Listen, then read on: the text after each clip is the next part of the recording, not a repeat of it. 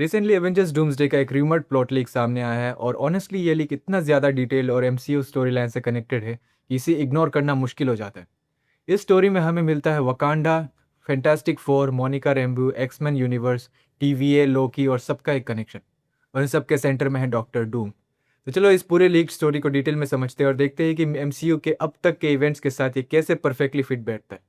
इस लीक के मुताबिक स्टीव रोजर्स के पास्ट में जाकर पेगी कार्टर के साथ रहना और बच्चा पैदा करना एक ऐसे मल्टीवर्सल चेन रिएक्शन को ट्रिगर करता है जो इम्पैक्ट करता है डॉक्टर डूम के यूनिवर्स को। उस रियलिटी में डूम लेटवेरिया का रूलर होता है, उसकी बीवी होती है सू और उसके दो बच्चे भी होते हैं जो है फ्रैंकलिन और वलेरिया। पर स्टीव के उस चेन रिएक्शन के चलते उसका पूरा यूनिवर्स छिन जाता है उससे। डूम्सडे मूवी की शुरुआत होती है टोबी मैगवायर के स्पाइडरमैन यूनिवर्स से, जहां हमें यह दिखाया जाता है कि उसका पूरा यूनिवर्स इंकर्जन के चलते खत्म हो रहा है और एंड मोमेंट में एक पोर्टल खुलता है जो शायद टीवीए का हो सकता है और वो उस पोर्टल के थ्रू कहीं चला जाता है। इस लीग के हिसाब से इंकर्जन्स को अर्थ 616 में सबसे पहले डिस्कवर करती है शूरी। और ये डिसीजन काफी लॉजिकल भी है क्योंकि एंड गेम के पास टोनी स्टार्क तो है नहीं और शूरी और वकांडा के पास ही सबसे एडवांस टेक है। रियलिटी के फैब्रिक में एनोमलीज को डिटेक्ट करते हुए शूरी रियलाइज करती है कि अलग अलग यूनिवर्सेस एक दूसरे के साथ कोलाइड कर रहे हैं। ये डायरेक्टली कनेक्ट होता है डॉक्टर स्ट्रेंज 2 के इंकर्जन्स कॉन्सेप्ट से और लोकी सीरीज के ब्रांचिंग टाइमलाइन से भी। फिर शूरी अपनी इन्फॉर्मेशन को शेयर करती है Wong, Bruce banner, Sam Wilson और कैरल डेनवर्स से। ये सीन इस बात को एस्टेब्लिश कर देती है कि एवेंजर्स धीरे धीरे फिर से यूनाइट हो रहे हैं।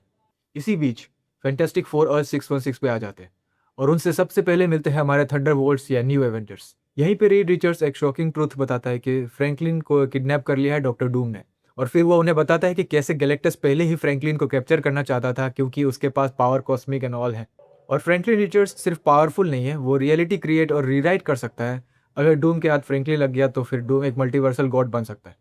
यहाँ एक स्ट्रॉन्ग कैरेक्टर मोमेंट आता है। बकी बार्न्स जो खुद एक सोल्जर और असासिन रह चुका है, उसे भी समझ में नहीं आता कि डूम जैसे विलेन को कैसे हैंडल करे। फिर वो एडवाइस लेने जाता है सैम विल्सन के पास। ये सीन सटली इस बात को दिखाता है कि सैम अब स्टीव रोजर्स की जगह ले चुका है एज ए लीडर। फिर शूरी सबको वकांडा में बुलाती है जहाँ पर रूम में होते हैं Sam Wilson, Wong, Bruce Banner, Carol Danvers, probably Thor, Bucky, Yelena M'Baku, Namor और फैंटास्टिक फोर के कुछ मेंबर्स भी। ये सीन बिल्कुल एवेंजर्स टावर्स की पुरानी दिनों की याद दिलाती है जब सारे एवेंजर्स इकट्ठे डिस्कस करते थे। डिस्कशन के बीच शूरी कुछ और रिट्रेक्ट करती है कि अर्थ 616 का कोई इंसान एक दूसरे यूनिवर्स में ट्रैप्ड है और जो अभी इस यूनिवर्स से टकराने वाला है। तभी केरल तुरंत समझ जाती है कि वो कोई और नहीं बल्कि मोनिका रैम्बू है। ये सीन डायरेक्टली कनेक्ट होती है द मार्वल्स के एंड से, जहां मोनिका एक्समैन यूनिवर्स में फंस जाती है। अब कैप्टन मार्वल का ये मिशन सिर्फ दुनिया बचाने का नहीं है, ये पर्सनल हो जाता है। इसी दौरान पैरेलली रीड रिचर्ड्स वकांडन टेक का यूज करके फ्रैंकलिन को ट्रैक करता है और उसे पता चलता है कि फ्रैंकलिन भी उसी मोनिका और एक्समैन वाली पैरेलल यूनिवर्स में फंसा हुआ है और डॉक्टर डूम भी वही मौजूद है। यानी डॉक्टर डूम इनकर्शन से भाग नहीं रहा, वो इनकर्शन को यूज कर रहा है। ये बिल्कुल सीक्रेट वॉर्स कॉमिक्स की तरह है जहां डूम मल्टीवर्सल कोलैप्स का फायदा उठा के गॉड बन जाता है। फिर पूरी टीम डिसाइड करती है इनकर्शन को रोकना है और अर्थ 616 को बचाना है। मोनिका रेम्बू को रेस्क्यू भी करना है और फ्रैंकलिन को बचा के डॉक्टर डूम को रोकना भी है।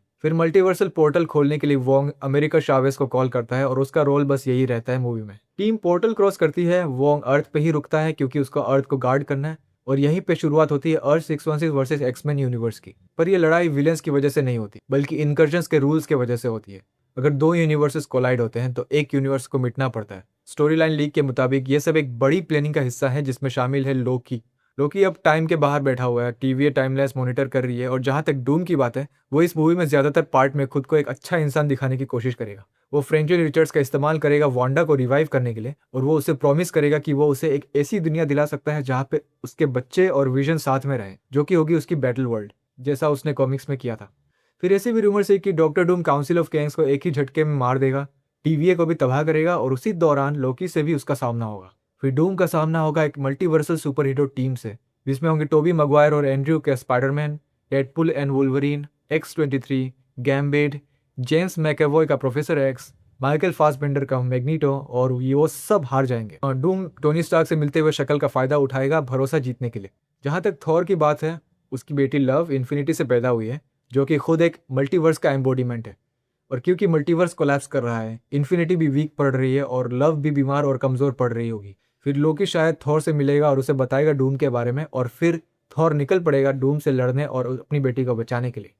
अगर ये लीक सच है तो एवेंजर्स डूम से सिर्फ एक मूवी नहीं, ये अवेंजर्स सीक्रेट वॉर्स का एक फाउंडेशन बनने वाला है, जिसके बारे में हम आगे किसी और वीडियो में बात करेंगे। आपको क्या लगता है कि इन सब में से कौन सी बात सच होगी और आप किस चीज़ को देखने के लिए सबसे ज़्यादा एक्साइटेड है?